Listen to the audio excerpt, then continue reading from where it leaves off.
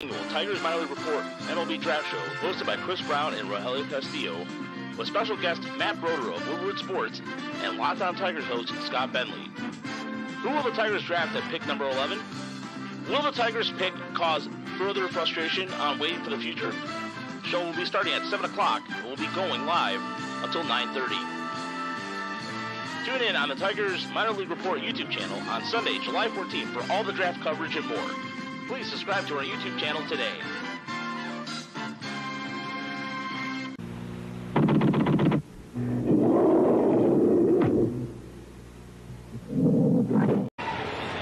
Two down. If asked, would you do the voiceover for a Tiger Law commercial? Would you do the all we do is win? I went home because you wanted me to do it. I went home and practiced, and it doesn't sound as good as you. It doesn't? No. I don't know if I would or not. I don't know. Oh, you're a major league pitcher. You pitched in the World Series, and you're like, I don't know. That was courtesy of Valley Sports Detroit, and that was Jason Benetti with Dan Petrie as they were doing the Tiger Law. All we do is win. I thought it was funny banter. Welcome to another episode of the Morning C Metrics podcast here at TigersMLReport.com. I am Rogelio, alongside with Chris Brown and Uper, and Papchek will be along with us shortly. And you can find us on Apple Podcasts, Spotify, where you listen to podcasts, and also on YouTube podcast. So if you missed an episode live, don't worry. Just go to the YouTube channel, go to the tab and watch us live, or preferably we like the, either or. So either way works, but there's plenty of ways to consume the content. Also, don't forget to check out the MLB draft reports that we've done. I did an in-depth piece on the infield, and Chris did a really good job of covering the draft. We're going to probably do one more piece before Sunday show, which starts at 6 o'clock, and that starts with the Tigers first half preview or recap, if you will, and they'll lead you up to the 7 o'clock draft start live from Texas. So Petrie did do the song today, so yeah, he did do the song. Jordan Lemieux is Mike Papchek there, but yes, so there's plenty to get to. The Tigers conquered Ohio coming up. Colt Beef as he continues this month of July. We're going to get into the discussion a little bit, and then we're going to preview our usual segments and preview the Dodgers series. But I also want to we did get a couple donations over the last couple days. Thank you to Rebecca, and thank you to, let's see here, just had the name, and it's on my phone. I get a new chair. Thank you to Tate. So Tate and Rebecca. We have a West Coast fan from Rebecca from the West Coast. So it was nice. Very nice. And that goes back into what we're doing. And the Tigers stopped the Guardians today 10-1, an offensive explosion as the Tigers, again, last week, this is a bipolar season. If I've ever seen one before, it's just a series up and down. So it's just why baseball is such it's a long season. Everybody knows that, but people treat it like it's football, which is ridiculous if you think about it. But also this weekend, by the way, is Negro League weekend. So I'm going to be down Friday, maybe Saturday. I don't know yet. I might go check out a minor league game. But yeah, there's going to be, this weekend, this whole series against Cleveland was very tight-knit games until today. And yeah, the Tigers steamrolled through Ohio. They swept the Reds, and all led by the efforts of one Mr. Colt Keith, who not too long ago, I remember seeing, this is why Twitter is such a cesspool sometimes and stuff. No offense to anybody who likes Twitter. I mean, that's fine if you do. But I remember there was one Mr. Bob Page was saying that Colt Keith sucks as a hitter, and it's ridiculous. You mean Tara Skubal against what's the actor's name now? God, the guy from I'm drawing a blank now. What are you referencing? Tyler Glasgow, his lookalike is Killian Murphy. Oh, Killian Murphy. Yeah. No, Glasnow's injured. He's on the injured list.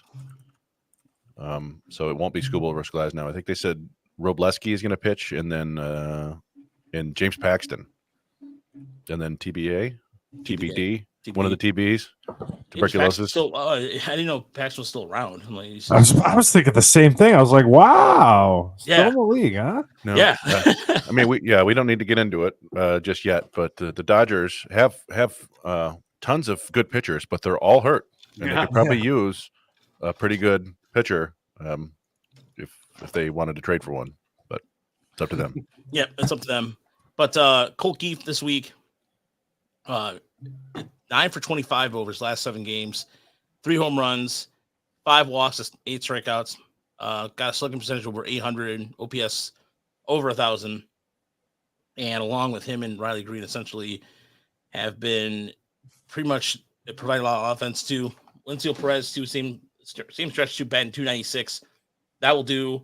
And Gio Urshela has become really big, playing multiple positions. So Carson Kelly too. Yeah, Carson Kelly too. And by the way, anybody who DM me or DM the Tiger minor league report, I have not had a chance to check it out. So we had a couple people asking about game Friday, and I will get back to them. It's been a very, very busy week.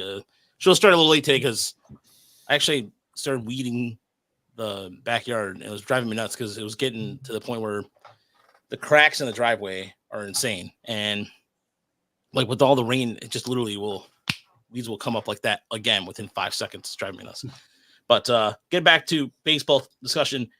And of course, Tarek Skubal doing Skubal things, and Jack Flaherty go out there today pitching well with all the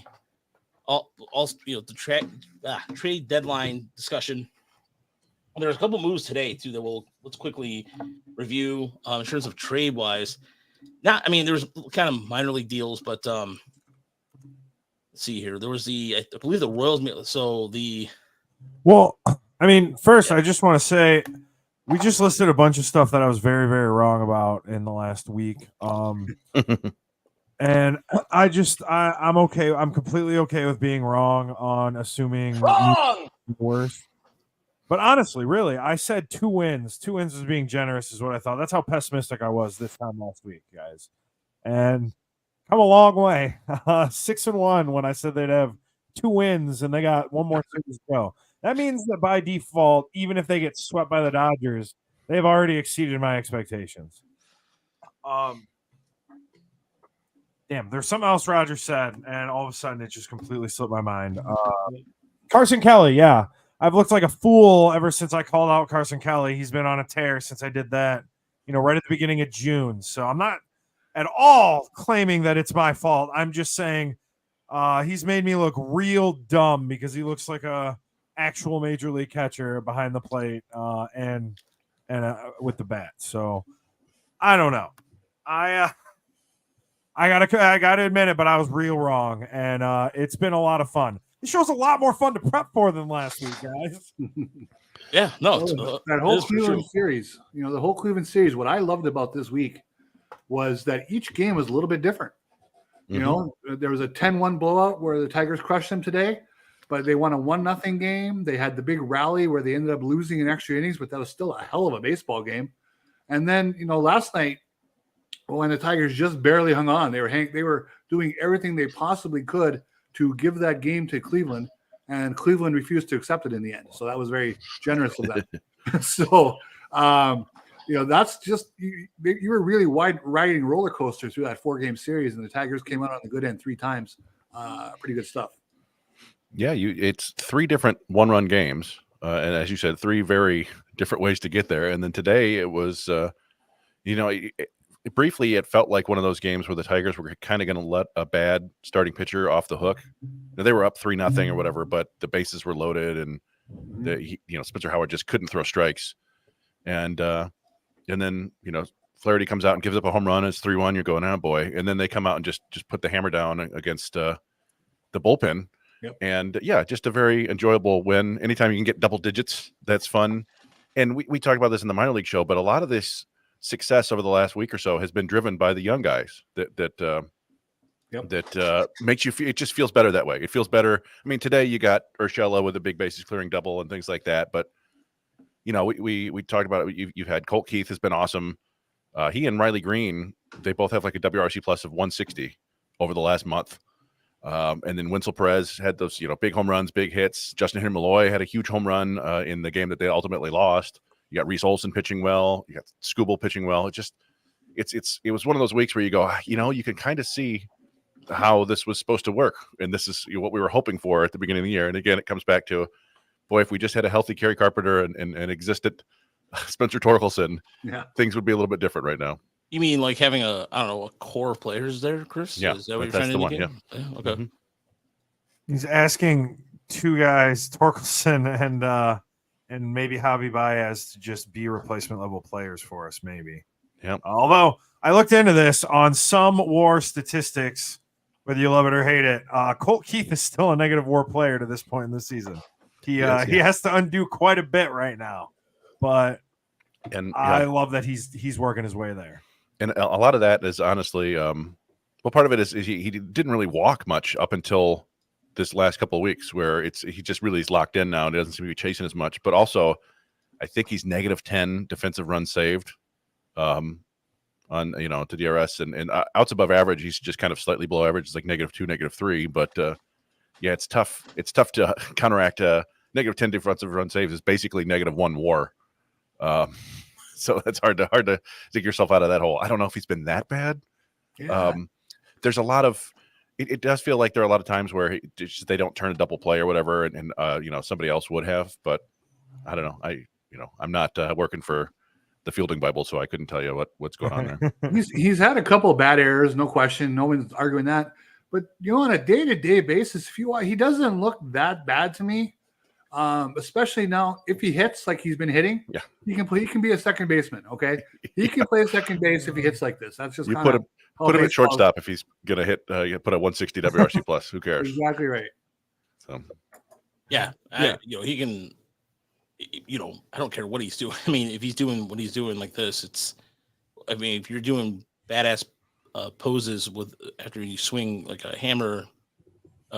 You're hammering one out of the red field or Great American Ballpark. You can do whatever the hell you want. But you're doing adjustments the way you are. Hey, when you're batting, I think it was like it's all ridiculous stat. He's like batting over 300 against breaking balls or off-speed pitches. Yeah. Hey, that'll be fine. That's fine. And that's where this is why you don't look at the effing box score. This is why you don't look. I mean, those are things you don't look. I mean, you have to look a little deeper. Here's how you tell. This is how you can tell me that you're not watching the game. If you're going to complain about, usually betting 240. Okay, well, did you see? Okay, 240. Yes, on the surface is very bad, no doubt. It's but then now you have the ability to look at it and go, okay, well, he went 6 for 8 his last, or 6 for 10 on his last 10 bats, or whatever the case is, to bring his batting. You bring a batting average up pretty quick. And you look at some factors like hard hit contact, those things like that. 5, thank you, Deadly Ninja Beast. 5 home runs against changeups. That'll do. And then you've seen some things too. And there was pointing this out Dan Dickerson was pointing this out in the broadcast about Justin Henry Malloy getting out ahead on sliders and starting to make some leeway where he's making better contact. So there is some progress there with that, and you can take that away for whatever that's worth. But it's other guys stepping up and doing that. And, of course, nothing's changing the Javi Baez side of things, but it's just a few games. Go ahead, Chris. I think people got their wish there for 3 weeks, a month, right? Like, get Javi Baez out of here. And you saw what the replacement options were. And how does everybody feel about that now? It's sad to see what has become of Ryan Kreidler. I don't, all those injuries. And I remember talking about it like 3 years ago, whatever, when he came up and played. He was an excellent defensive shortstop. It was like +4 outs above average in like 200 innings. And this year he's like -3, just, mistakes, wrong plays, can't hit anything. Just a real bummer. So not that everybody's happy about Javi Baez, but you go, well, okay, I guess sometimes it is better than the alternative. But I do want to mention, the one young player I didn't bring up when I was talking about, all the success, Cutter Montero. Boy, that's looking like a pretty fun development right there. And the stuff is nasty. The location has been excellent. You start to see it there. You go, okay, all right. You kind of finger tapping together, looking at thinking of rotation in the future of Skubal, Olsen, Montero, Job, and whoever or whomever, if you will. But it's just real exciting to see him do that. And it's 8 years in the making, right? Did they not? Yeah, they signed him as a 16-year-old. Yep. Almost 8 years ago. That's just. I do like debate, and Samuel says he doesn't want to seem like a cynic. And here in the chat, you said he feels like Montero is an arm that they plan on having long term. I think I have more faith in Olsen than him, and I'm just kind of curious on that because I like a good debate, and I'd like to see why. And I think that I could see maybe perhaps like if he has some arm issues that like maybe something similar to perhaps like Franklin Perez or something like that, but because they kind of built the same build or anything. But I don't know. I don't really. I think the thing about Montero is I think he also has the ability to go in the bullpen at some point too, if they wanted him to. I mean, speaking of bullpen, by the way, bullpen, the Kenta Maeda is going to be pitching out of the bullpen. So,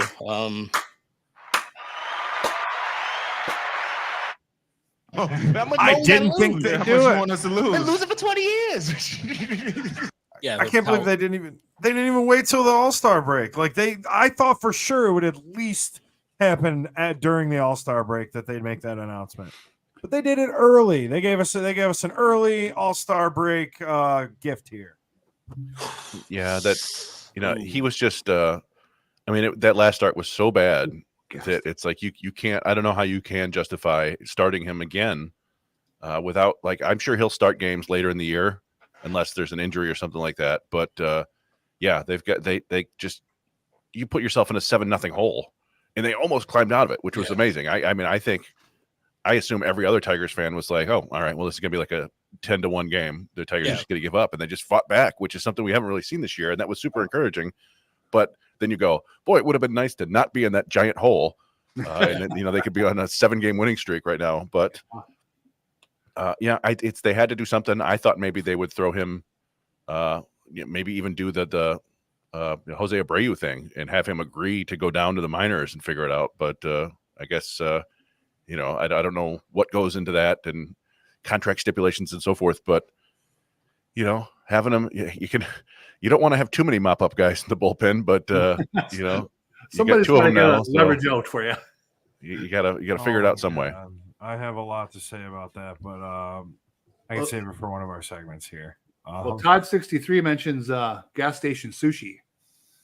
Yesterday, I tempted fate with my son. I was in the hospital. I was bringing him home from an appointment, and I went with the always sketchy vending machine sandwich. I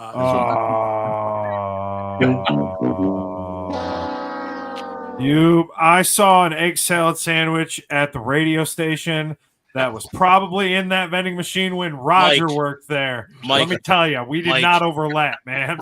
No, you know what, Mike? I know exactly what egg salad.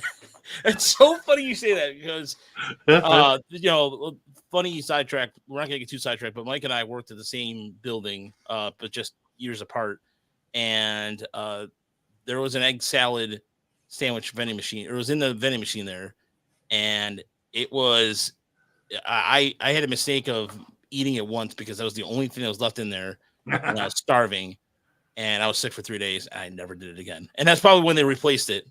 And you saw it again, Pat. Oh my God! Yeah, you're the last one to venture that, man. Yeah, the great late John O'Leary probably did too. I mean, John O'Leary, John O'Leary probably ate that too at some point. It was like, hey, look, I got $2 and I'm gonna eat that sandwich. Rest in peace, John O'Leary. Mine was hummus, cheese, and sliced celery. You didn't hummus out on the vending machine? Oh yeah, I went for it. I didn't want to, once I got my son in the car, I didn't want to stop again. I had a 2-hour ride, man. I don't necessarily want to speak out of turn here, but our buddy Brandon Day told us a pretty funny story the other day. It would be better to let him say this, but he could do it on our next minor league podcast or whatever. He said for whatever reason, I think he works at a library, and they were trying to do the hot ones challenge, whatever. They having people come in there and eat wings and try it out, and they, all the leftover hot sauce was there, and so he decided to give it a try, and took a big scoop of whatever the hottest one is, and then remembered that he had to go on the radio in 5 minutes with on the Huge Show or something like that. Said he was like choking back tears and trying to stifle coughs the entire time. That's great. Might be one of the dumbest teams I've ever seen.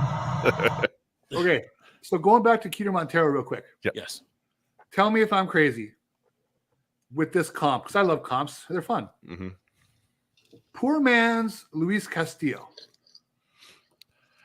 I think Castillo has a better changeup, doesn't he? Sure. I think Castillo's got a monster changeup. Montero, his changeup is good. That's why I said poor man's. Yeah, no, I get it. I mean, It's inconsistent. That's the problem. Like we saw it like the other day. You were like, oh man, this is the pitch look plus again, like it did in Erie.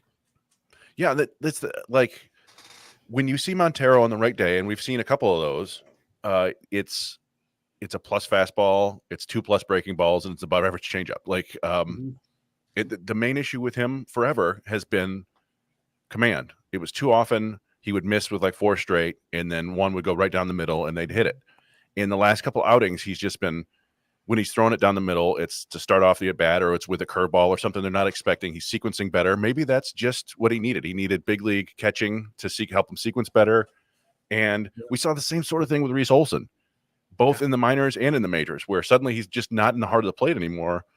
And I mean, I think we wrote about it, like even in our scouting report, like there's number 3 starter upside here, but there was like, it's hard to guess if and when he can get the command to that level, because that's the key. That's the biggest thing with big league pitching, and you see it. Like I think we talked about it before. What Tigers always seem to beat up on these rookie pitchers, or not necessarily every rookie, but pitchers who don't have command. The Tigers actually score against them, and that's the biggest difference between the big leagues and the minors. I think is pitchers put it exactly where they need to, and he's doing that right now. So that's super exciting. I think one of the things about that changeup too, and Bada Boom mentioned in the chat, and he's right. If that changeup is on, it makes it very hard for him to be hittable. I mean, it's just because it's got good such fade late action on it and tumbles really well, and that complements. I mean, when you're able to change eye levels like that with the fastball with that much run, his fastball and this, I mean, it was unbelievable. Some of the things like that movement was getting on 97, 98, just darting back and forth. And starting the series against the Twins, where they were just like defensive swings, and when you have that slider go with a knuckle curve too, it's his ability to change eye levels and keep people off balance that's why you have to see that starter upside. And so, I mean, Kenta Maeda is a poor man's Nate Cornejo. Kenta Maeda had like 6-7 good years. Yeah, it all fell apart. Nate Cornejo never had a good year in him. I mean, like they were. I remember Lynn. I'll never forget this as long as I live. Lynn Henning was touting how good he was in Erie because of how many wins he had. No one cared about the wins. Nobody. Lynn was. I mean, and Lynn wasn't alone then. There was a whole bunch of writers at that time were all jacked up because Erie had won the title that year, and they thought like the division title, right? Yeah, and they were saying that the core of that team was going to be the next great Tiger team. They thought there was like 6 guys on that team that were going to be starters. Well, it happens. I mean, that was with that Infante and Santiago back then. Yeah. Encarnacion even. I do think it's useful to compare Montero to Olson just because of they had the same issues and kind of the similar pitch mix. I think Montero's fastball is better than Olson's in terms of shape, and it's about roughly the same velocity, maybe a tick harder. Now Olson has brought a sinker, which is helping him a lot, and Olson has, I think, a full grade better changeup. His changeup is just a weapon. Yeah, and their breaking balls are pretty similar. They both are super high spin, and the interesting thing about Montero to me has always been that basically his curve and his slider have the same shape. They're both kind of slurvy, but one is, later movement and one that has more depth. And that's another thing that just, I think, keeps hitters off balance. It's, I don't know. He's going to be one of the funner stories to watch down the stretch, I think. Steve wants to know, they called Montero's diving pitch a slider the other night. Is it because of the action on it, or the spin, or the velocity? I'm sure they just called it a slider because it was, the pitch tracks or whatever. The Hawkeye called it a slider. I mean, he has one it's like his knuckle curve or whatever is usually 78 to 80. I think the slider is more like 82, 83, as I recall. I maybe it's a little bit harder than that, but they're two distinct pitches, but I understand how people can confuse them visually. Yeah, because sometimes with like Jackson Job's cutter, which looks like a curveball, has a weird dropping action, and he explained it after I watched that video with pitching ninja. I was like, okay, well, it's not a curve, but he pitched tonight. He got his first Double-A win tonight. That was the first time that struck me as odd. But then I realized that he hadn't pitched in Erie that long. So go ahead. Oh, you're good. What were you say? Oh, I'm sorry. It buffered on me a second. Detroit's bullpen. Where are they right now, in your guys' opinion? Because what I'm seeing, it's still a little scary out there. But during this streak, they've gotten the job done.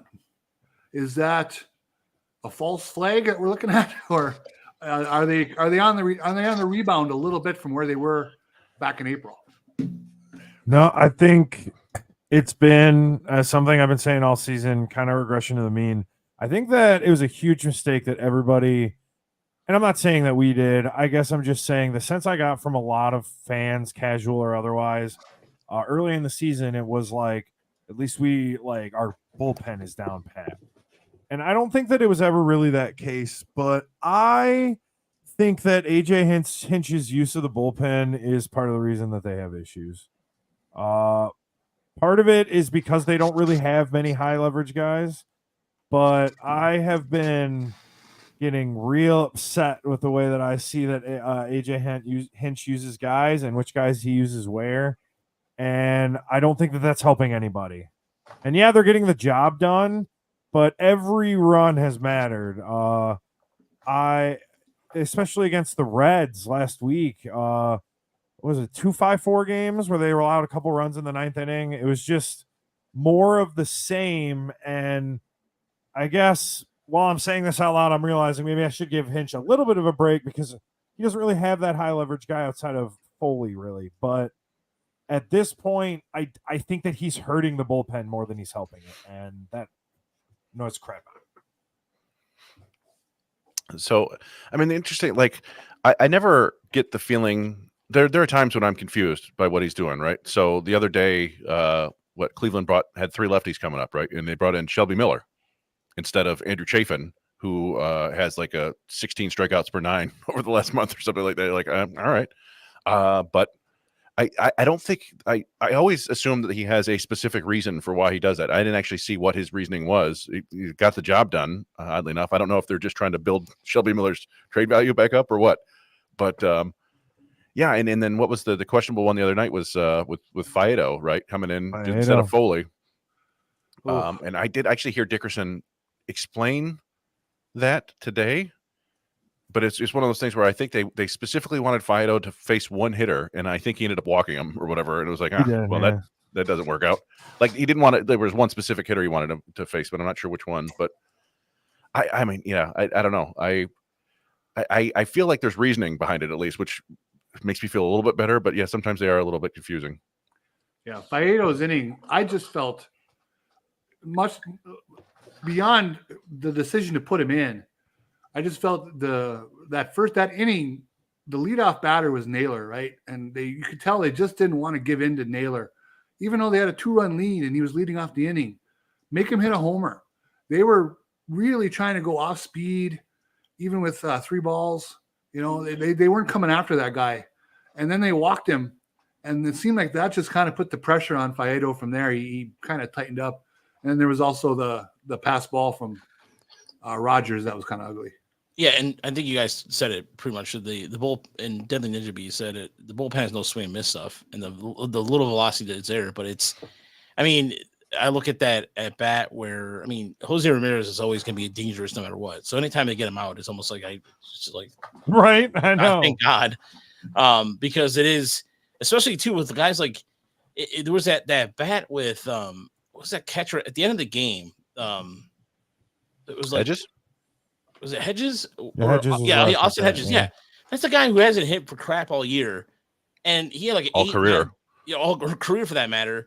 And he gave I mean, didn't he get a cheap single or something like that, or he just had a long at bat or something like that? But pretty long at bat, but I think he grounded out to short. Yeah, he grounded out to short. But again, it was one of those things where that bat should have, like, if they had a more wipeout pitcher, that would have been a shorter at bat. That was one of those at bats where I'm just going, finish this guy off already. Again, yeah, and that's one of the big and one of the few things that I'd like to see them target in a trade. Honestly, like normally you don't target relievers, right? But I wouldn't hate it if they go out and get a minor league reliever with like legit swing and miss stuff, who maybe has some command issues to work on, like because it was Alex Lang was their strikeout guy. He was bad and then hurt.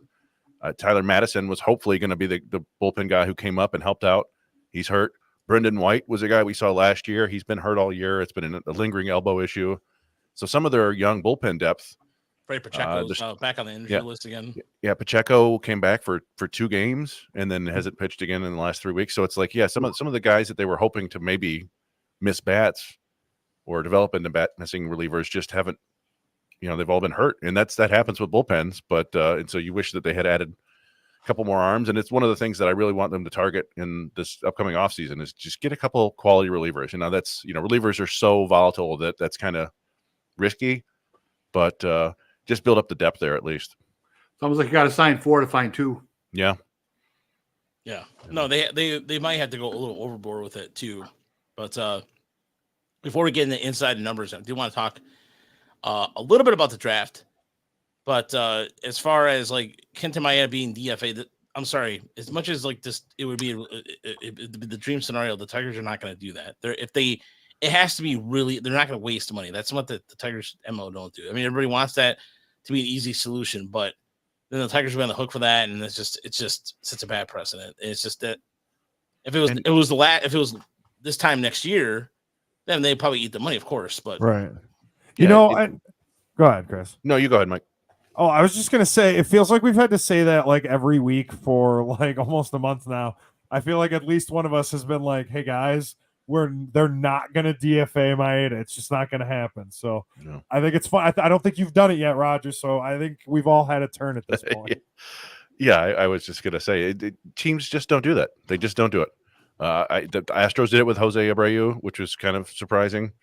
The only, I think we brought it up before, the only big just kind of DFAs for the Tigers that I can remember are like Mike Pelfrey had another year left in his deal. So did that reliever, the random reliever they gave a bunch of Mark Lowe. Was that Lowe, yeah. And then Gary Sheffield. Gary Sheffield was a pretty high profile one where they I think they got through spring training and they're like, now we're good. It was kind of wild. So yeah, I mean, I could see it happening if Maeda looks awful or is injured or if things are bad, like next spring. That's like the earliest I can see them doing that. But even then, I don't think when the Tigers got rid of Sheffield, I think it was like, hey, we just don't have room for you. We're trying to compete this year. I don't think we'll see that from them next year. So I think, yeah, like you guys said, I think maybe this time next year, if it's still this bad, and maybe even earlier, if he goes out and pitches like has 8 starts and blows up in all of them next year, then I think they might just cut bait. But not for a while, guys. Thank you for, by the way, thank you for the $5, Corey, on the question there. Exquisite. From Corey, he wants to know if Toronto was able to fix you say Kikuchi, and after a horrible season, could Maeda be fixed or is it just done now? I honestly think Maeda's done, and it's one of those things where I think, as far as his velocity's down, all that, there's the thing like that concerns me. You can fix. There's certain things you can fix if the velocity is the same, or but if it starts to become a thing, I mean, you can overcompensate. But in a league that's getting every year, the guys are getting stronger and faster. Velocity is key, and so I mean, you can maybe find another way to be deceptive. But you're looking at sequencing where he has to live and die by a certain pitch, and he can't throw a fastball to save his life. That's a problem. And so, right now, I kind of see his upside remaining as Bruce Chen. Who would have a good start once a month, but everybody thought he was good because he had a couple good games against the Tigers, but he really sucked. He wasn't very good, and but he threw a lot of junk up there, and 88-mile-an-hour heater, and I just think that Maeda's heading in that direction. Yeah, like the Kikuchi example. Kikuchi throws 96, 98. Like he's got a big arm, and he's going to be a free agent. He's an interesting target next year.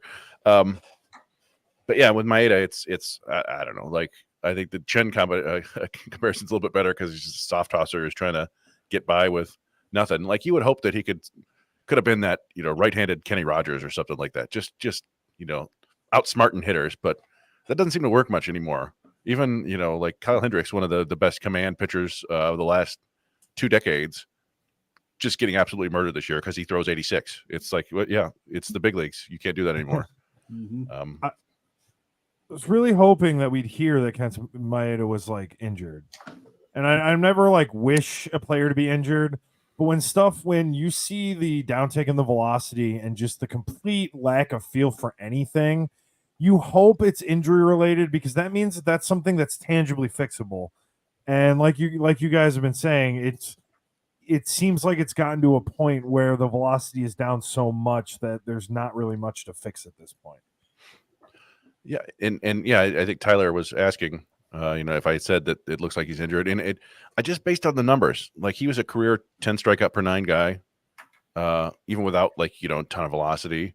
His walks were reasonable, his home runs were reasonable, and then this year the strikeouts are way down, the walks and home runs are way up, and it's like, sometimes guys just completely fall off the cliff. I hate to keep using that Jose Abreu comparison, but sometimes it just happens, and you hope that that's not what's going on here. But like, I don't think that they're hiding an injury from him. It may be a Mark Canha situation where like he's just something doesn't feel right, and there's nothing you can do about it. And I don't know, but yeah, I mean this is kind of the last step before that, right? You put him in the bullpen. Hopefully, you can figure something out, and then maybe bring him back in the rotation at the end of the year. All right. Well, we're gonna skip the draft talk for now. We'll bring it back a little later, but I do because I want to keep things moving a little this evening because draft is going to take up some significant period of time. So let's just go inside the numbers.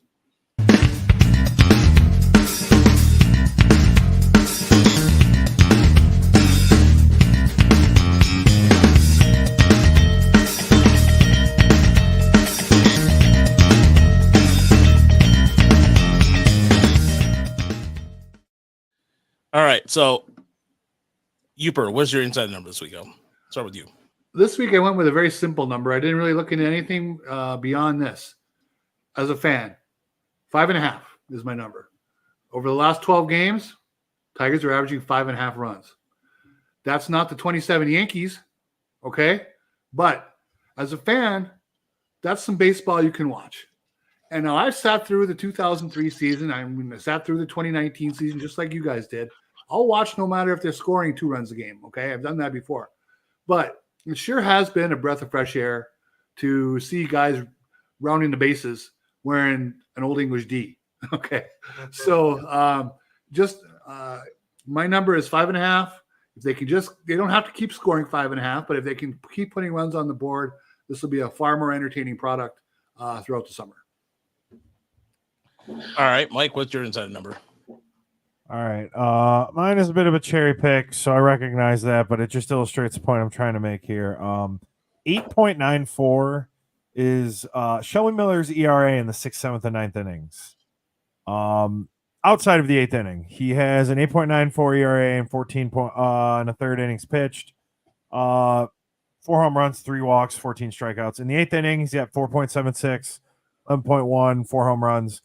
The whole overarching point is I feel like AJ Hinch doesn't know what to do with him or where to use him and uses him in these weird places. And I just think that it's a microcosm of what's happening in this bullpen. I'm going to bring it up all show, guys. I'm sorry. In the last week, I saw 3 separate instances where I was like, I feel like the manager is hurting the team right now. And I don't typically think like this. I haven't really spoken much about Hinch at all. I don't usually have strong feelings for managers, but lately I just haven't liked the way things are headed. And I'm not saying that he has to only pitch the 8th inning. That's not where I'm going. I just don't like the way that Hinch is using the bullpen. Shelby Miller is one of those people. But you don't mind his pinch hitting, right? So, I mean, sometimes he's lucky he's got a guy like Andy Ibanez that he can use like that. I just think that's more of using what you got, but it's it's the bullpen. I think he's trying to do the same thing, and it's not having the same effect. All right, that's fair. What about you, Chris? You said we're going to talk about draft, but I'm gonna. My number is 11. Kind of. I'm kind of going to talk about draft. Number 11 is for real, not kind of 11. That is the number of days between the start of the draft and the end of the Florida Complex League season. 11 days, because baseball and its infinite wisdom moved the FCL season up 1 month this year. So the odds are very unlikely that if the Tigers end up taking one of the high school players, we're not going to see them play this year. We probably wouldn't see the FCL games anyway, but at least they would be playing in organized baseball. They're not going to send them to low A, I don't think, unless things get wild. But especially someone like Connor Griffin, whose hit tool is suspect, they're not going to send him to low A just to play. So it's just an interesting dynamic now where high school players aren't going to make their pro debuts probably in a lot of cases until the following year, which they'll be playing games on the backfields and stuff like that, like they do in extended spring training. But it's possible. Let's say that the FCL Tigers make the playoffs, then they could play all the way up until July 30th. They are 1 game behind the Yankees right now, so it's possible they could do that. And I was just looking at last year. Last year, the draft was July 11th, and Max Clark didn't play his first game till the 29th. Langford didn't play till the 28th. Jacob Wilson played the 25th. He was the earliest I could find, but like Dylan Cruz and Walker Jenkins didn't play till August 3rd. So, yeah, there's a good chance that a lot of the top draft picks aren't going to be seen this year just because I guess baseball, they put it to the scouting directors and they preferred this. I don't know if it's just because they wanted to give the, Dominican and Venezuelan kids more run earlier in their season and give them a chance to move up to low A. But, this is inevitably one of the results of truncating the minor leagues, cutting off those 25, 30 teams or whatever and getting rid of short season ball. Now we just have to wait on guys for another 8 months. That's the part that sucks. I mean, that's the whole thing. Is that I think, but at the same time, the flip side of the coin is we're also seeing things like Paul Skeens making the All-Star game, and we also are seeing that kind of within the year. It's insane. Think about that, and so I think there's going to be certain players that are just going to be the exceptions to the rule. They're going to be quick, impactful players, and I think there's going to see more of a trend for that. So. But on the other side of it, though, you're right. If you're drafting somebody, if there's a guy there that we're not talking about the draft right now because I want to get to the segments. Then we can talk about draft. We keep getting into a vortex where somebody brings up something, and I'm just like trying to move it along so I want to keep things on the segment side, and then we can go and draft. But Skeens had no hitter going today, and that's just. I just did a mock draft too for Fanside, and just going through some of the players and realizing that this draft is not going to be as deep as it was last year, but there's still some really good bats. There's some really good bats here and young players that could probably make an impact within a year or two. So my inside number for this week is there's actually 2 of them, 97, 81, and 85. Those numbers belong to two. Those numbers belong to one Hunter Harvey. And the reason why I bring that up is there was a report today that the Nationals are going to be preparing to sell the trade deadline, even though they really don't have much to, they're not a contending team anyway. But whatever they have, they're just like, here.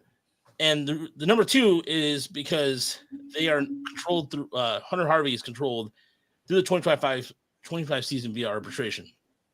So he's not eligible to be free agent until 21. The 81 represents his fastball run value. The 97 represents his strikeout or fastball velocity, and the 85 represents the chase rate on it. So the reason I bring him up is the Tigers have a swing and miss problem, right? You look at his ERA, but take a deeper look. His FIP is 3.29. You have a guy like Hunter Harvey in the back of your end of the bullpen. And I'm just saying, like, if the Tigers are the Tigers are not contending, we know this.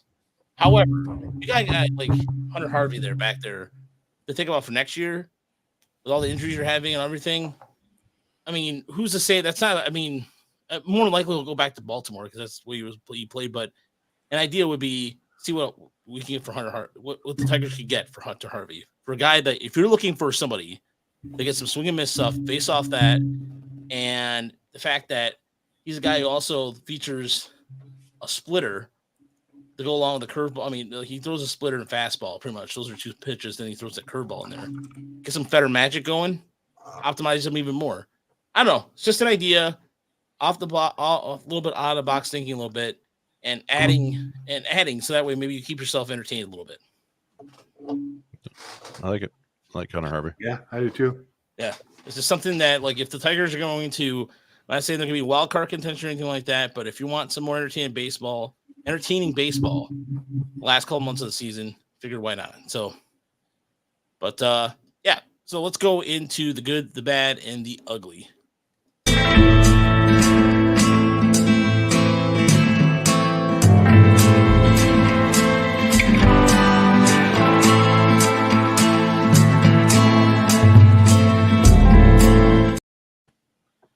All right, Uper, I'll start with you. What's your good, bad, the ugly this week?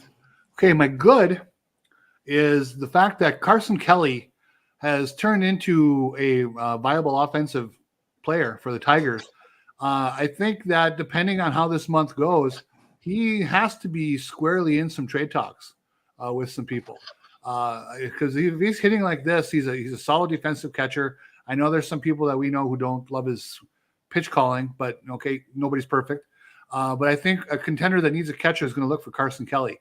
But what I think is really good about that, what's better about that, is that should get us Dylan Dingler for the remainder of the season at some point.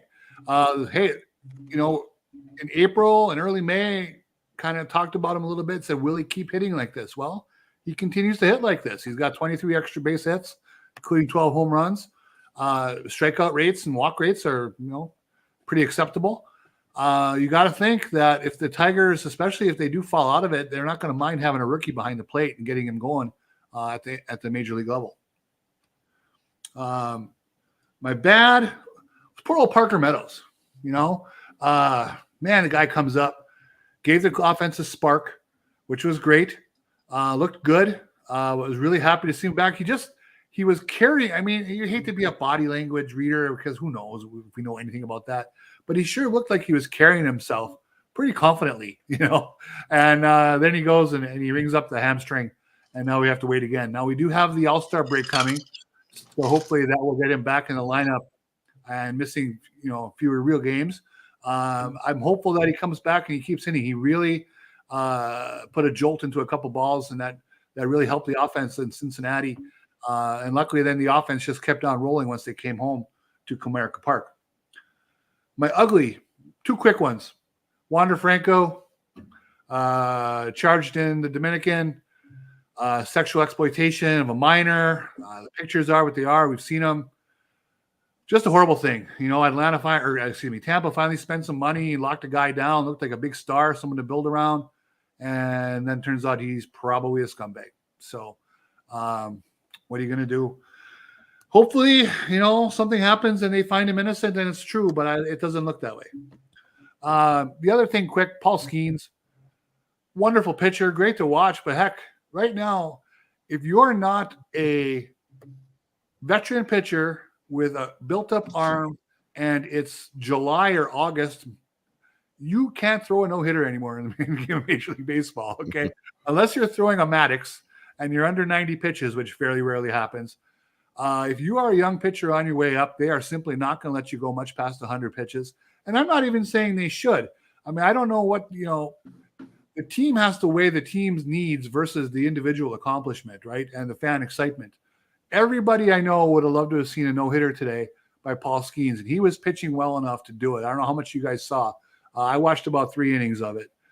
He was just mowing down Brewers. But again, it was a 1-0 game. They decided to pull him and went a different direction, and the throw of the no-hitter went away for another day. And I think that's just more and more going to be the case. Already is, really. Yeah, Wander Franco just really was like, you know what? I don't like money. I'm going to burn. I'm going to literally watch my money burn. Mm-hmm. What an idiot. Seriously. Well, and I believe that they don't have to pay him, right? They don't have to pay him any of that money because it voids the contract. Yeah. So perpetuity. yeah, I mean that's what you get, I guess. Yeah, but Skeens is awesome. You could make a very strong case that he's already the best pitcher in baseball. I know that Tigers fans want to say Tarek Skubal, and that's fine. He's been very good, but Skeens is ridiculous, right? Like, yeah, and it is dumb to me that you reach an arbitrary pitch number, or you've been up and down 7 times or whatever, so no, that's it. Like, and I get it. We've talked before, like, no hitters are cool. They're very cool. They give fans tons of excitement, but a win is a win for a team, right? They want to get the win, and you get it sometimes. And I guess in a 1-0 game, I do sort of get it, but come on, like it was like a 6-pitch 7th inning, right? Like, have you seen that guy? He's a monster. If anyone's built to go 9 innings early in their career, this is the guy. Because if he can't do it, you're basically saying no one can do it at the beginning of their career. You know what Paul Skeens has done, ladies and gentlemen? He's done something that nobody who has played in the Pirates uniform has been able to do. You're talking about getting Bob Nutting. Bob Nutting wants to spend money. What? What? You know what I mean? Like, I think what he's seeing is the crowds at his game. I mean, when Paul Skeens pitch, it's an event in Pittsburgh. It's like going to a Steelers game.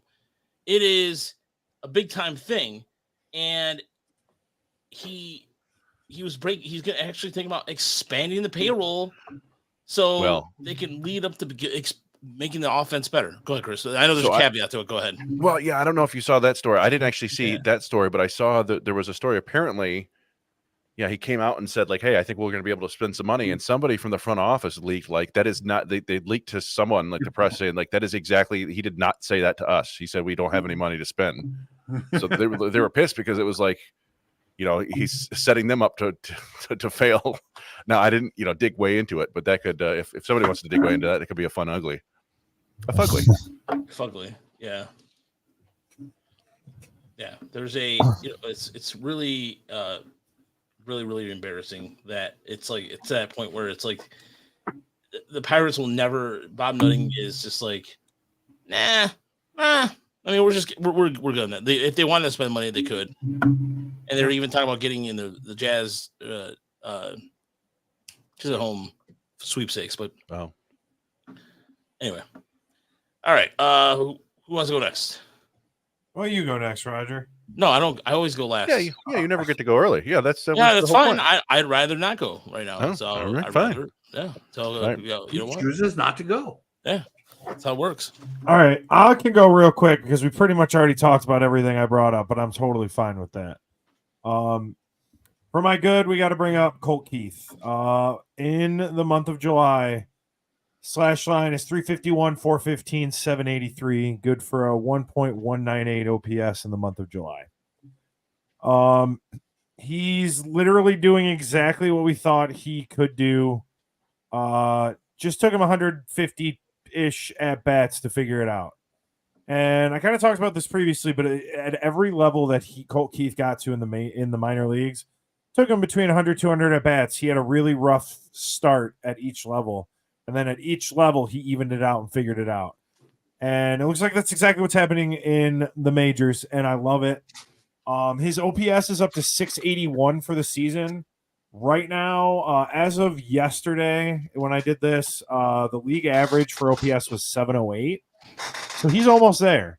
I said, a month or maybe 2 months ago, if he could get up to league average, that means he's having like a monster month or two, and that would be incredible. And that's exactly what he's doing. So I love that that's what's happening. I am worried about his walks. He has walked 5 times since June 1st, and 4 of those times are in July. I think he walked once in the entire month of June. So that's very alarming, and he's an everyday player for the Tigers. So lots of at-bats. That's concerning, but I think that the way he's hitting right now, he's probably not looking for the walks, so I'm not too concerned, and I think that's the next part in his development that we got to look for. And again, he's got 4 walks this month already, so we got to look for that. if he continues to keep that trend up and starts drawing more walks, then I'm all in on Colt Keith. Mike, let me just tell you, you should be all in on Colt Keith since day one. I like, look, I'm like, here's the thing. If anybody's listened to the show long enough, there's not a lot of players I'm like 100% about. There's not many. Maybe. No, I can't think of anybody right now off the top of my head, unless you guys can think of somebody. Colt Keith, since day one, it's the first time I was like, that's a dude. That is a dude immediately. And I only brag about this because I'm not even bragging about it. It's just one of those things you see him play and like the adjustments and everything. Even when he was struggling, like I'm not worried about it because I just knew it was just like one of those things you just kind of like instinctively go, Lipsius. Yeah, I was saying Lipsius was I didn't say he was a dude. I said he was a player. I didn't say he was like going to be a major league all-star. I never said that. For the record, I know exactly what I said about Andre Lipsius. I was pretty sold on him as a guy who would make it to the major leagues, no doubt. But I like since day one, I'm like Colt Keith. And then remember, I just like I said, Chris and I have gotten a lot of crap for the Tiger Mind report earlier on about having him number one on our prospect list for that early on. Oh, what about what was it? Who should like Jackson Jobe should have been number one or at one point. I mean, he's number one now. Mm-hmm. I mean, we this is before Riley Green graduated, and then we just immediately put Colt Keith because it's a foregone conclusion. No. Anyway, he's good. He's good. Yeah, not to get too distracted, but the one thing that I've always been sort of heartened by with Colt Keith is it was never too much swing and miss. He was like feeling his way through the pro ball. He was making a lot of contact, and then lately it's been the hard contact, right? And that's the next step. And then after that, it's taking those walks. And I agree. Like, you don't want him to be a 5%, 6% walk guy. You want him to be like a 9, 10% walk guy. And if he does that with the power that he's hitting and the average he's hitting, then he's that 2, 3, 4 win player that we were, hoping he would be. So it's getting there. But anyway, I'll keep going real quick. Bad AJ Hinch using his bullpen. Told you I was going to bring it up. I'll show. So here it is again. I literally wrote that right at the top of my notes. They're going to get annoyed with me talking about AJ Hinch. It's right at the very top.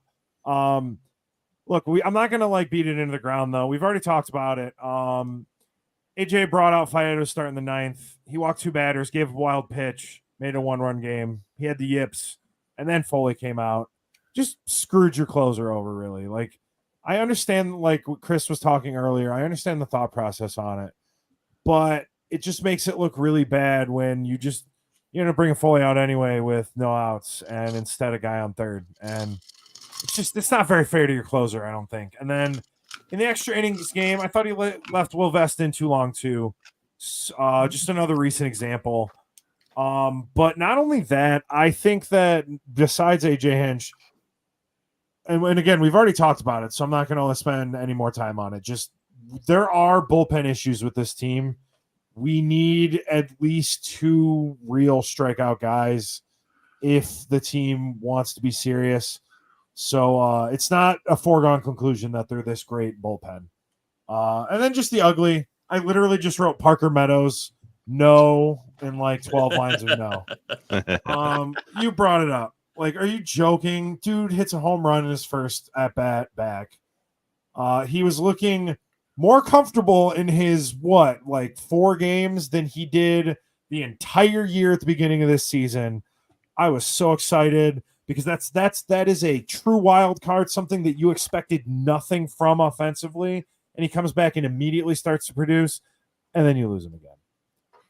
Anything to ruin the momentum for that, whether you believe in momentum or not. I'm heartbroken for the kid, but also, man, just another interesting player that we don't get to see for an extended period of time.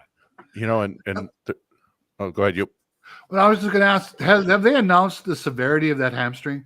I didn't. If they did, I missed it. I mean, did they put a grade on it? I don't think so. I didn't see anything. That means it's probably not terrible. I thought they came out and said it wasn't terrible, but it's like you expect like 3 or 4 weeks, I think. Okay.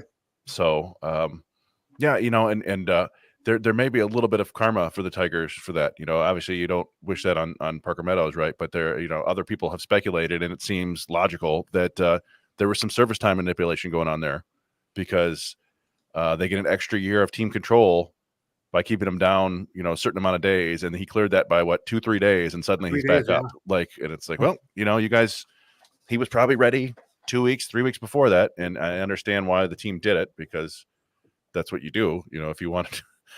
But there you go. You brought him back, and then he got hurt. And like I said, it's karma for the team, not for Meadows. That's a huge bummer for him. Yeah. That's what I got.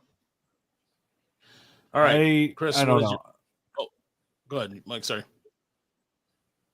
No, I'm just sad that every week I have to bring up a player injury in my good, bad, or ugly. It's been every week. Go ahead, Chris. What is yours? So my good is Michael King. I like to check in on the West Coast players every now and then, because I think sometimes they get lost in the shuffle. And if people remember, he was one of just an interesting trade. One of the pieces that San Diego got in the Juan Soto deal from the Yankees, and it was kind of unusual because he's a 5-year big leaguer, and he was mostly a reliever, and then started starting at the end of last year. And San Diego sought him out, and it's been a really smart move for them, like a really good acquisition. And it didn't start out great. He had a 5 ERA in April, but since May 1st, he has been the third best pitcher in baseball by FWAR.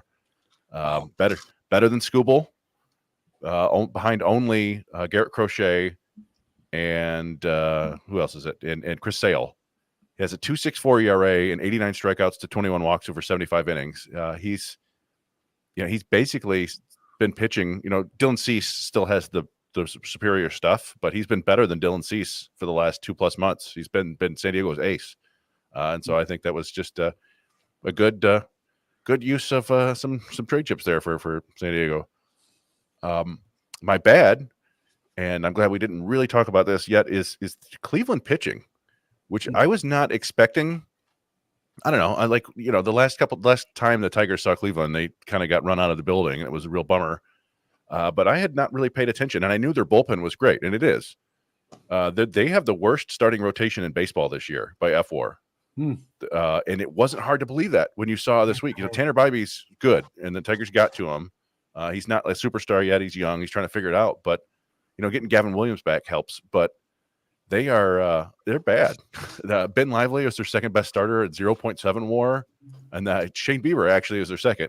He had 0.8 WAR in 2 starts before getting hurt. Wow. And the rest of them, Tristan McKenzie and Logan Allen are back in the minors. The rest of them have a negative 0.8 WAR over 270 innings. So yeah, like the bullpen is good. But their starters have thrown the 5th fewest innings in baseball this year, and you have to think that eventually that bullpen is going to get worn out. And I don't know, it's hard for me to picture them fending off the Twins. Like, their offense is solid, it's fine, but without going out and getting at least 1, if not 2, like solid innings eating starters for them, maybe more than that. I don't know. I feel like the Twins are eventually going to overtake them, because that's a bad rotation. Fun times in Cleveland again. Still Cleveland. There you go. And I don't think they have anybody on the verge of coming up either, do they? No, I mean, well, they brought Williams up, and he's got a lot of talent, and so he could help. But yeah, I don't think. I mean, it's like I said, there's McKenzie and Allen. Sorry, go ahead. I was just gonna say, there's nobody in Akron that really stands out, or Columbus. It's been Columbus is kind of like a hodgepodge of guys. Like Tristan McKenzie's back there, as Chris mentioned, but I haven't seen. I watched Akron quite a bit. I don't even see the one arm. Usually, Akron has like an arm or two that is pretty good. Cleveland always has arms stacked away somewhere. Yeah. But they don't really, to me at least, don't have anybody that stands out. Yeah, and they've always got an army of Schneemans running around, and Angel Martinez or whoever it was. What is his name? I think it's Angel. Yeah. Just these up the middle players who walk and hit and play good defense, and it's super annoying because they've got literally like 4 or 5 of them at every level. And but yeah, right, the pitching is tough right now, so they're gonna have to make some moves. And I don't trust Cleveland to do that. Like, they don't often do that, so I don't know. Well, it'll be interesting to see what they end up doing at the deadline. And go ahead, Raj. I was gonna say the Joey, a guy who Cantillo? Cantillo. I thought he would be something, but he just cannot stay healthy.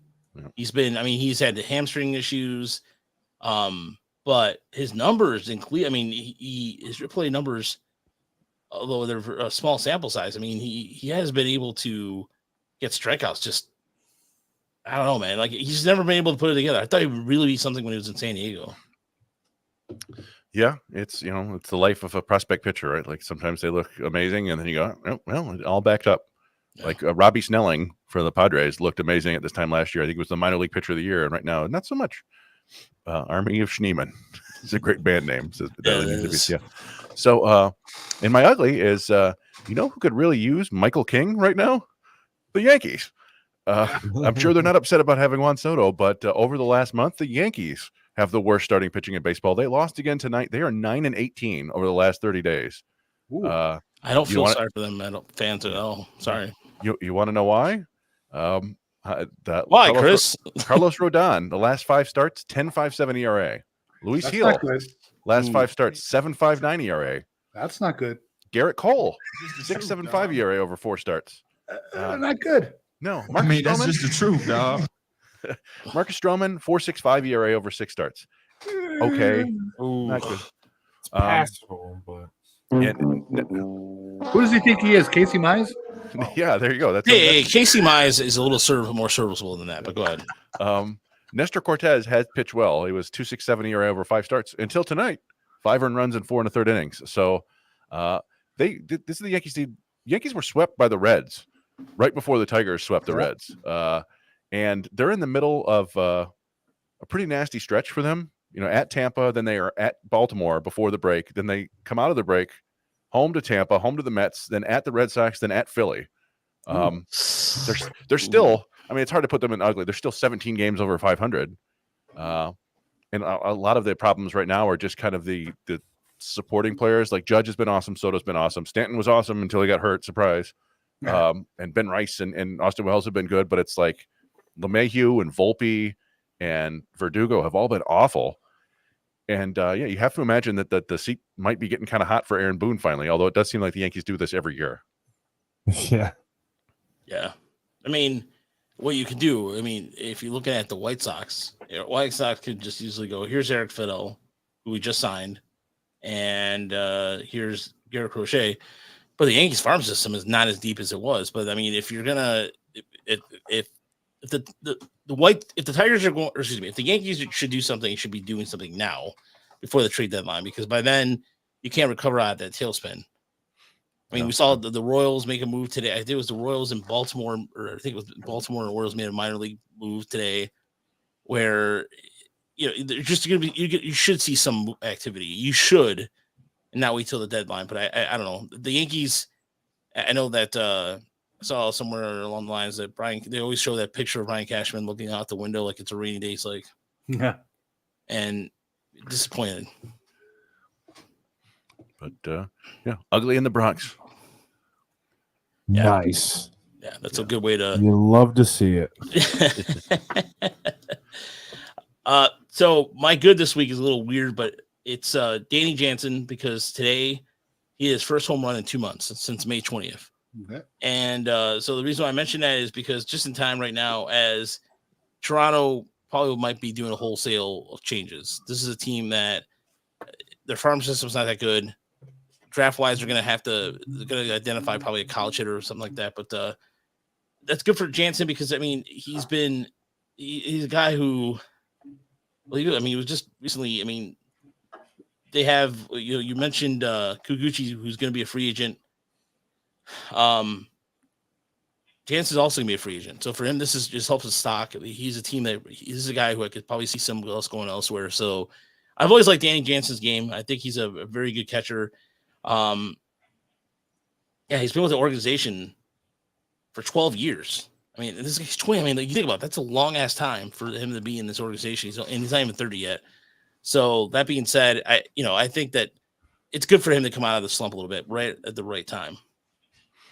My bad this week. You can go all the way. There's just so many different things to point at, especially. Obviously we talked about Under the Franco, because that's just a go, given that it's just ugly and also really pathetic too, because you're throwing away, this young man threw away his life. But sorry, my eye is. Ooh, what happened to your eye? My eye is. Oh man, sorry, my eye is. No, your eye is twitching, or hurts? It hurts really bad. So, sorry. All right, well, we're gonna take a break. We're gonna have to put Roger on the IL for the draft show. Sorry, he's having that's the Chris Brown strained eyelid.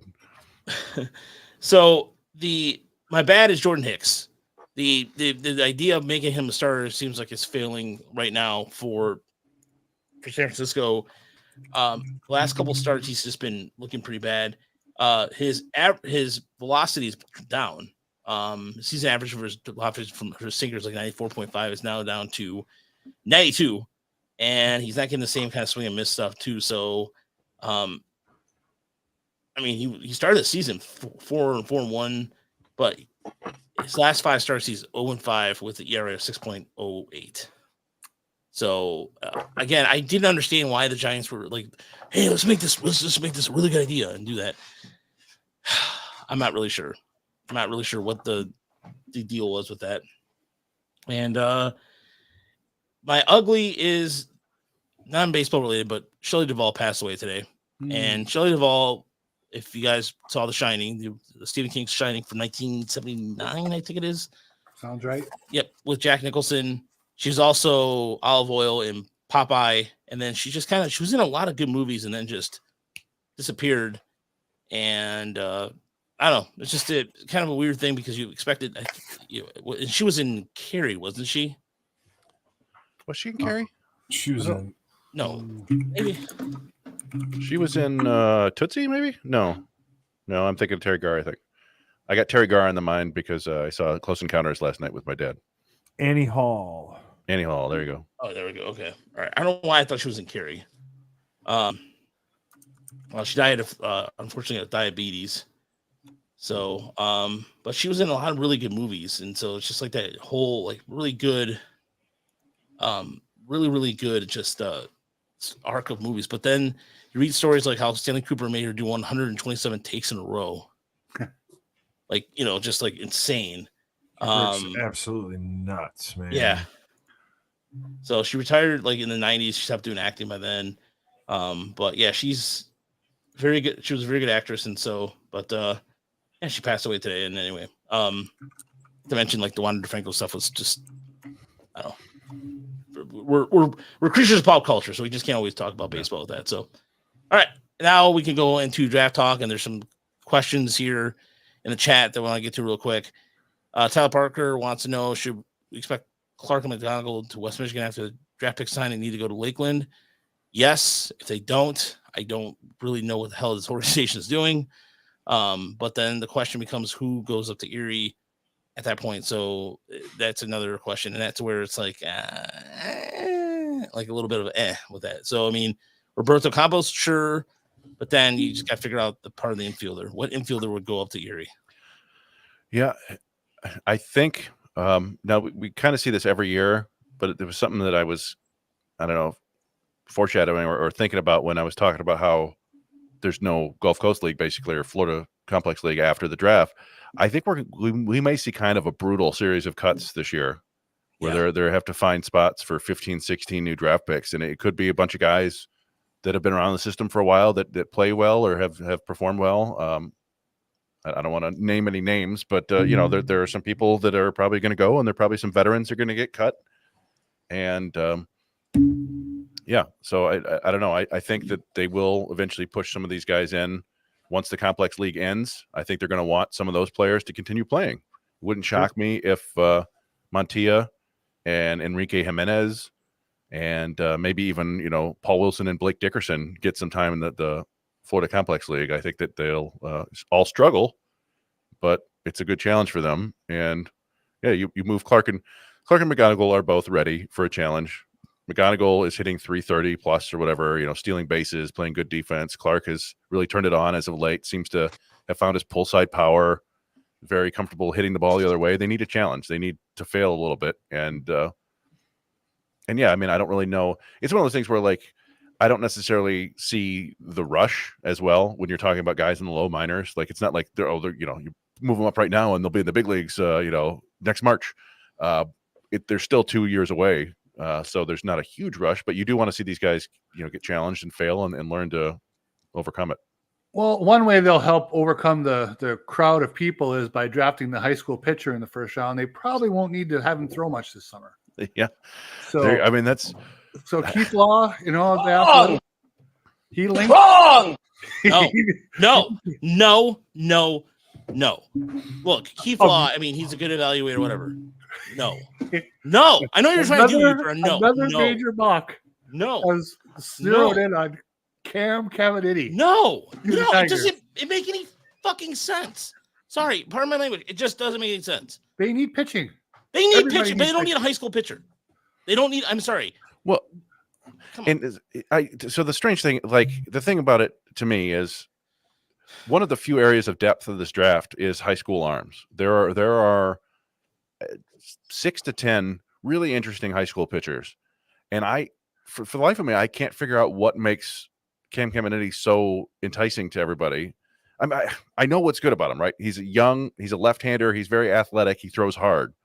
But I don't think that there is a single above average secondary pitch right now, or even pitches that project to be above average. Now, I haven't, sat there and watched him, and maybe in private workouts he flashes a plus everything and he's amazing.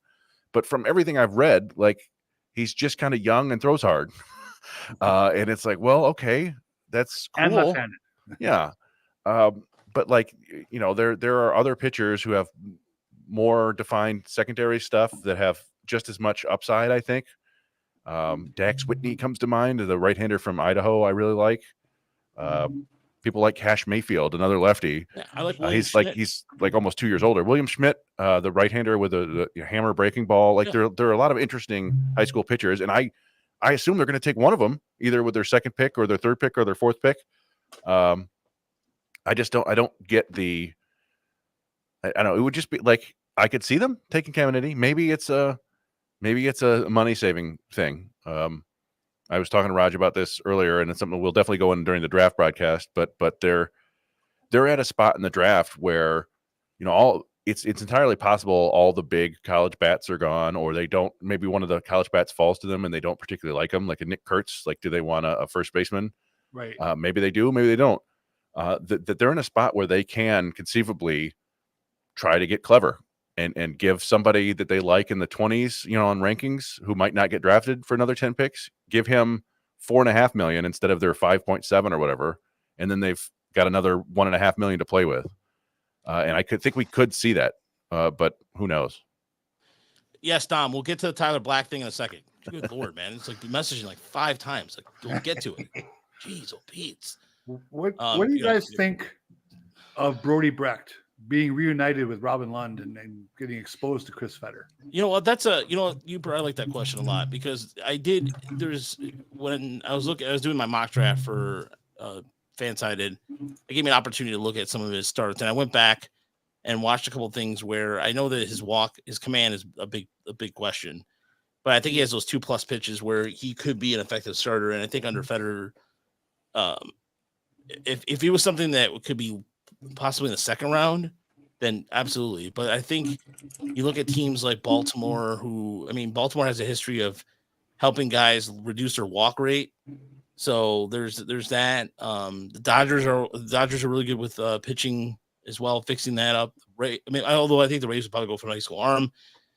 That's the problem. I think it's like right through there.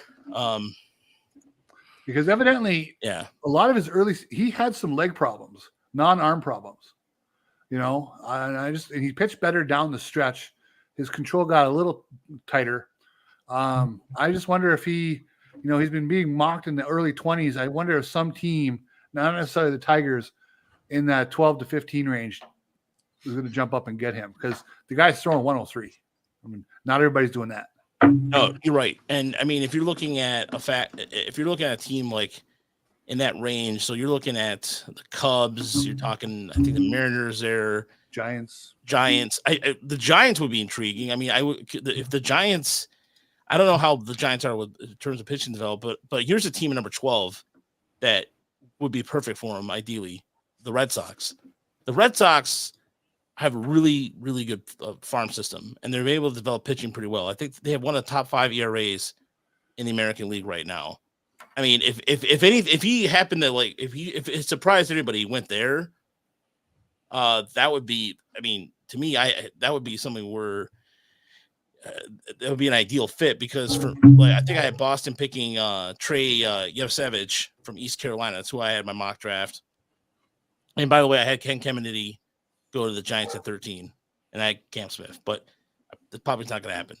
But ideally, as far as like for a high school, Flaherty for Grimace, as far as like, here's a question too from Mitchell, who want to know if both Reiner and Griffin are gone, what prep bat would you slot at 11? And that's also a very good question. And honestly, I don't know about you, Chris, in terms of like, if Griffin and Connor are gone, in terms of prep bat, I mean, it's kind of a drop, but it's a little bit of a drop off after that. But if it's somebody that I guess would be,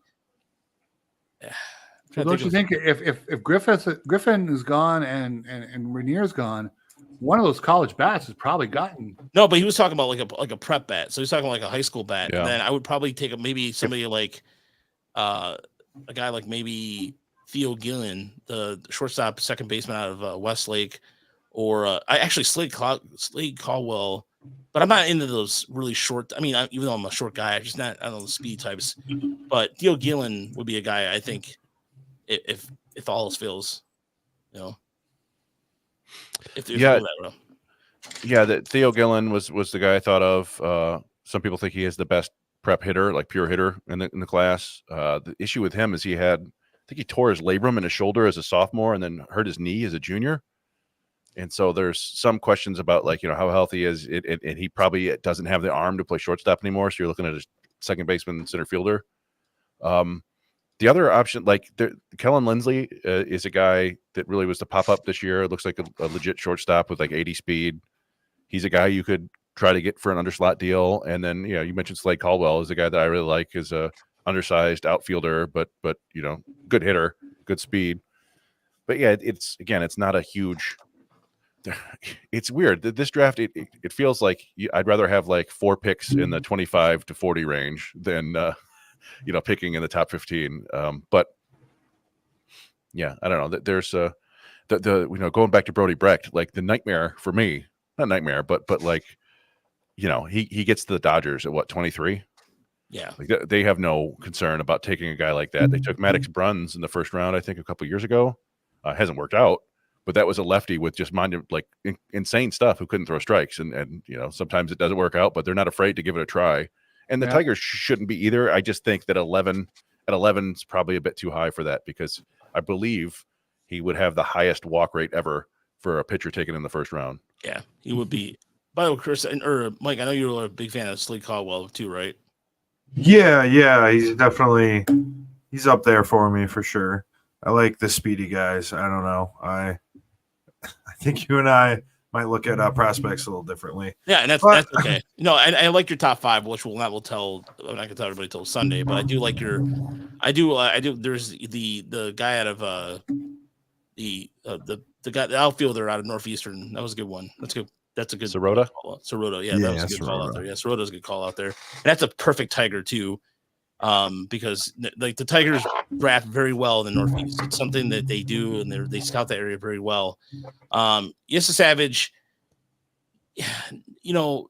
he's a guy that could probably come up pretty quickly. I wouldn't mind that either. If the Tigers got Trey Yessa Savage at 11, I wouldn't be too mad about that. I just think you have Jackson Jobe, you can get pitching later on, you can develop pitching later. But there's a question from this is a perfect Mike Papchuk question here. Any chance in hell the Cardinals would want to part Jordan Walker? He is allegedly on a trade block. They're willing to part with him, and I think they, I don't know what he's worth right now. He's been struggling, but Mike, would you want to see Jordan Walker? Oh yeah, sure. Because I think that just based on where the front offices are, I don't really know what Scott Harris is going. I mean, if Scott Harris were to go for it, I guess that's the lens I'm looking at. I I'm not trying to be snooty. I just trust the Cards front office a lot, man. When they put a guy on the block, I immediately expect an impact player coming back, and it's just kind of the way that they've always built themselves. Is it because it's the Cardinal way, Mike? Yeah, and I'm trying to avoid that. Like, I know it's so bad. You're not gonna, dude. It's so cringy. I'm not gonna let you. I'm not gonna. You think I'm gonna let you not get away with that? Hell no, man. Oh my god, Wish is beautiful. I love it. It's crazy. You guys would love it down there too, Baseball Village, because like, oh my. Okay, people care about baseball. Like, I don't know, man. There's an entire crowded, like, giant building with like 100 feet screens where it's just all baseball. That's all people care about there. It's incredible, man. Yeah, I mean, it's just the problem is that like every time Cardinal fans are dicks online apparently, but then that's also Cubs fans also being out. I think it's Cubs fans just bitching about them. But I think fans are dicks online, man. I got to be real with you. Yeah, that's true. No, that's very true. Go ahead. If I could just chime in on your Savage real quick. When I watch him pitch, he kind of reminds me of Jaden Ham. It's a higher arm slot. He's got a pretty nasty splitter, I think, compared to Ham's curveball. But I don't think he's like, when I watch him, he looks pretty stiff to me. Like, I don't know if that, like, it doesn't look like a terribly fluid athlete. Like, that's the one thing that's shocking about Jaden Ham is he's got this kind of wild delivery, but repeats it because he's like a pretty good athlete. And I don't like Savage scares me a little bit in that regard. Like, I don't know if he's a good mover, if that makes any sense. And he got injured, like a strange injury at the end of the year. He had a collapsed lung. Now I don't, that can happen, I guess, when you get colds and stuff, but I would want to look into that a little bit more. Yeah, I didn't even think about that. That's just insane to be like a collapsed lung. I think of something like a car accident or some sort of like injury where you're pneumonia, something like that. Yeah, but no. Again, I think the biggest thing for me about the draft is if the Tigers look. There's with Mark Connor there as their draft guy. I have a confidence in him because his draft history in San Diego is really good. And that is where it gives me, and even with the draft last year, outside McGonigal, let's talk about outside McGonigal for a moment too. Max Clark, you can look at some of the things like a guy who here, a player who we've been talking about him a little bit here and there, but we haven't really, especially on the minor league side of things, is Jim Jarvis. Jarvis is quietly having a pretty good year. He got called up. He's up there. He's batting 270 since his call. He was batting 270 in Lakeland, but he's got another home run tonight. He's a solid player, and he's been having a pretty good year. He can't. I mean, that's something. I mean, I know he's an 11th rounder, and we're not going to celebrate all that too.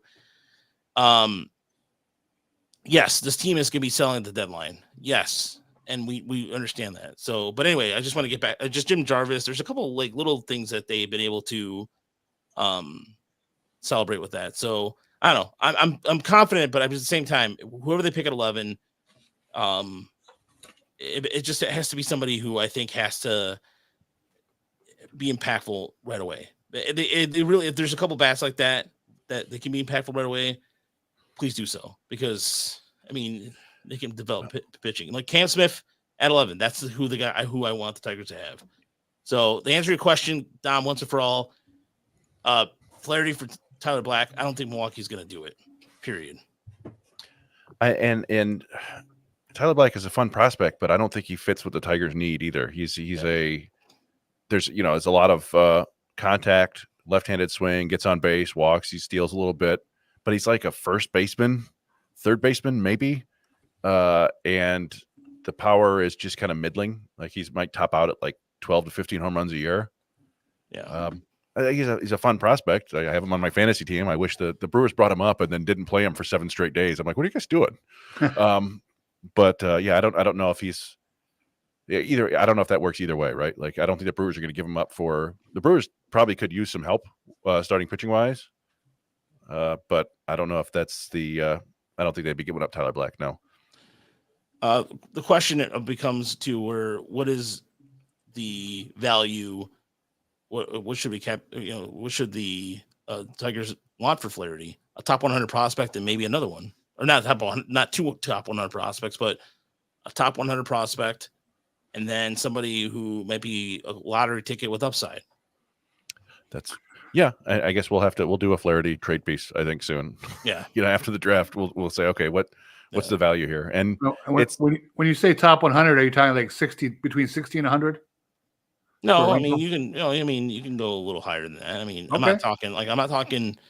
not saying limit yourself to just 60 to 100. I mean, if there's somebody in that, but I mean, if you're talking about top 10, that's a little pushing it there, or top 20, but for that matter, but you can find somebody in that comfortable 40, 50 range right there. That would be that, if you do your homework. I mean, look at Hyu Lee. He wasn't, I mean, Hyu Lee was nobody knew about Hyu Lee. Nobody was sitting there going, man, I'm so excited about Hyu Lee. We got it was like, oh, okay. But it was somebody the Tigers were targeting for a while. The Tigers probably have their targets that they have set. I mean, Harris has said that indicated that they were watching Lee for a long time. They traded for Dickerson because they saw him. There's guys they like, and they're like, we want to get somehow acquire him back, or because they missed out on Dickerson in the draft. They might do that. There might be guys that out there they're indicating they're already looking at. So, yeah. I mean, you don't see, generally speaking, you don't see like top 50 prospects moved for a rental pitcher anymore. But it's the thing is, like, what you see in public or for prospect ranking doesn't matter. If to put like a fine point on it, like a lot of it, things have changed dramatically from the beginning of the year. Prospects move up, prospects move down. And some prospects are blocked. Like somebody brought up Dalton Rushing again. I think mentioned him several times. That he's a top 50 prospect in the Dodgers system with absolutely nowhere to play in the future. Now those things tend to work themselves out, and they could hold out forever, like they did with Michael Busch. But I think that's an option. But when I put together the Scooble trade piece on the minor league site, two other guys I mentioned from the Dodgers, Alex Freeland, who then I guess he had already gone into the top 100 on Baseball America, but he's a shortstop, switch hitting shortstop. Really interesting story. Was born with a club foot, but he's got speed, he's got power, and he hits and he walks, and he's in Double-A now, and he's like 95th on Baseball America's top 100. But I would probably prefer him to Dalton Rushing, who's like a top 50 prospect because he's a shortstop. And so there's positional value. And then another guy I put in there was Edgardo Henriquez, who's a really fun prospect. If you can go look for him on Twitter, he's 6'4" and 1,000% muscle, and he throws 103 with a 96 mile an hour slider. And I keep saying that he could be next year's Mason Miller. So you want a hard throwing reliever, which the Tigers need, who can miss bats, go get that guy. Trading for a reliever is a little bit risky, but that's a really interesting name. So yeah, a lot of different ways they can go with Flaherty and Kelly, and I think Chafin and Miller are theoretically movable. I don't know about Canna anymore, just because he's been so bad for 2+ months. Yeah. Well, he didn't even play the last 3 games in that Cleveland series. I don't think, right? Yeah, he didn't play at all. Yeah, he's hurt. He's got a hip issue. I don't know if there's any thing to do with it. I mean, there are a whole bunch of players they could trade if the right deal comes up. Like Urshela has a possibility. Ibanez could be a possibility. So they have the pieces there. I just don't. I don't know. Hard to know which ones are going to go. Yeah, especially because you're going to trade to Baltimore, the greatest farm system ever. There was a comment on Twitter. Well, go ahead, Chris. Well, yeah, I mean that's that. So that was kind of an extension of the point I was just making. Was they were just looking. They said, we did 3 trades. I did a trade with the Dodgers, a trade with the Orioles, and Raj did one with the Cardinals. And they were just looking at the prospect rankings and said, how is this remotely fair? The Orioles are giving up 4 of their top 20 prospects. It's like 1-3, and the Dodgers are giving up like 135, and meanwhile the guys that I had put in that trade piece have all jumped way up the rankings because we're paying attention to what's going on this year. It's not just rankings. Like this is actually people on the move. And again, that's the thing. Like the Baltimore trade was Samuel Basayo, the catcher, and Heston Kjerstad, is a corner outfielder, kind of Kerry Carpenter-ish, if you're being honest. And I think Basayo is probably a better prospect than Rushing as the top piece. But I would rather have Freeland than Kjerstad, even though Kjerstad was 60 spots higher, because Freeland reminds me kind of Jordan Westberg. who is a very good infielder, except Freeland's a switch hitter. And so I would rather have an infielder than another corner outfielder bat. So it's just, I don't know. People like to look at the numbers and just instantly decide that they don't like this. This seems unfair. And they don't ever actually look at the substance of the deal. And that's frustrating as somebody who writes, but I guess understandable. Do you guys see this as, if you put it over under at 20% of a Flaherty extension and bypass the trade market, what do you think is a possibility there? I would go under. Yeah. Me too. I'd go under, but I'm worried that the Tigers are going to sweep the Dodgers. Dodgers just got swept by Philly and go into the All-Star break 1 game under 500 because we have no idea what Scott Harris is going to do just because we don't have a real baseline for it. I'm really worried that something dumb could happen. My worst case scenario is for them to do nothing. So I'm real worried a 500 record might result in them doing nothing. No, it's entirely possible that they can make like one move when it's like Shelby Miller for a low A reliever or Chafin for, utility infielder. It's possible. I won't hate it if they're playing really good baseball, honestly, but you know what? Look, we might be watching the beginning of Cleveland's downslide right now. I mean, Cleveland could be starting, for all we know, Cleveland could just be struggling from here if they can't get the rotation together. And then Tigers have some more games with them too. That's nice. And then the Kansas City's also there's been talks about them getting Jazz Chisholm from the Marlins too. And so Kansas City is actually buying at the trade deadline. Kansas City is not going anywhere. Minnesota is, and look, they got Lee. And look, I hate the Twins bother me so much in so many ways. The Twins have caused much trauma in my childhood. The 87 the 87 ALCS, game 163. There's a lot of things about Minnesota. Although, it's funny, I love Minnesota as a state. Like I went to a Twins game earlier this year when I was for a work trip. I really like Minnesota. I do. It's a cool state. Twins, different story. But either way, I digress. Twins are not going anywhere. And I think if heading into the Dodgers series this weekend, maybe they Flaherty switches dugouts. Who knows? But one thing is certain is that Detroit is at least it's just they're playing a better brand of baseball, and it's not like this is why it's such a long season. But I think that if Detroit continues to play like this and they're somewhat over 500, like getting close to 500, I'll be happy. That's all I care about. I want my July and August to have good shows like this where we're talking about it and not sitting there going, do my voice with everybody. The number one thing I get yelled at about every review: why does Roger do that voice? I hate that voice. So, I like the meta nature of doing that voice while talking about people complaining about doing that voice. 6 degrees of Kevin Bacon over here. So, we're out of time, but thank you so much. So here's how it goes for Sunday. So Sunday, over to Tiger Minor League Report on YouTube, starting at 6:00, we'll be doing our grades. So Uper, Mike, and for the Rico Palazzo podcast.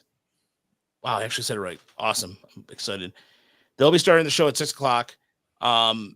Chris and I will be getting ready to do the draft show. Starts at 7:00. It'll be myself, Matt Broder of Woodward Sports, Scott Bentley of Locked On Tigers, and then we're going to have Reese White from Prospects Live join us at some point, talking some prospects. Then probably a couple guys on the Cleveland Guardians side of things, do some other friends, if you will. Maybe we'll get Brian Sikowski because, I know he's a busy guy, though. I don't expect Brian Sikowski. I got to reach out to him. Wow, you know what? Deadly Ninja Bees is going to miss House of the Dragon for us. You know what? Thank you for your sacrifice. Devotion. That's devotion right there. We appreciate it. So we'll be doing both. We'll be there for all the picks. So join us Sunday. Be a marathon. It will be probably 5 hours of live broadcasting. 5 hours. There's gonna be some I'm working on some mock commercials too. I'm doing some fake commercials. So can you make up a little song to the tune of Macarena and substitute in Caminiti? No, I'm not gonna do that. The syllables work out. No, not at all. I thought it would be sufficiently ridiculous to do a mock draft where everybody just mocks every pick. Like, oh, that was a great pick. Good job. Just a mocking draft. Fun fact: Samuel, he's like, him, Brian, and know each other. I know Brian. So Brian actually, ironically enough, he went to the rival grade school of mine because we both went to Catholic schools. He went to one in Sacred Heart in Dearborn, and I went to one nearby. But we were years apart. But we also had the same. His gym coach was my high school baseball coach, and it's so weird. Like, it's just he grew up. His house before he moved out there. He lived like 6 blocks away from me.